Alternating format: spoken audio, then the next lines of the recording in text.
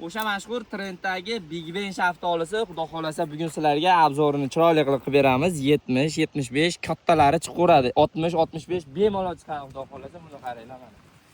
Shoxlarida mevani qaranglar. Vidi o'ta ham go'zal. Yaqinroqdan bitta vidini ko'rsatinglar. Qora qizil rangda turibdi. Holatlari ertaga uzilish jarayoni, xudo xolasa uziladi. Shoxlarini qarang mana. Bu ko'tarolmayapti mevani. Yirikligidan ham ko'pligidan. Buni yana siyraylatilgan holati. Big Ben shaftoli ham o'tiblarni ko'rsating mana. Buni qarang. Hammasini bir xilda qilib yetkazib bergan mevani. Mana. Video ko'rinyaptimi? Buni qarang. O'ta go'zal holatda vidlari ham mana ulari ham turibdi. Bu albatta do'stlar reklama qilishda maqsad, ko'chatlari bor. Mana bu tuplarimiz ham o'sha sinib, yerga yiqilib ham ketgan. Mevani ko'p olganmi hisobiga.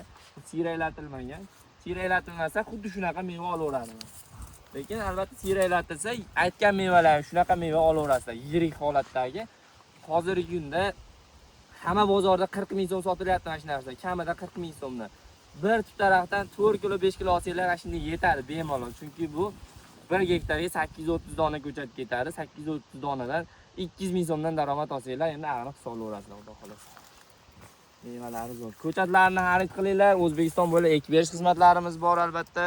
Boq qilish xizmatlari, kimga xizmatimiz kerak bo'lsa, bog'laninglar, pastda nomerlarimiz bor. Ishonch sifat birinchi o'rinda, xudo xolasa.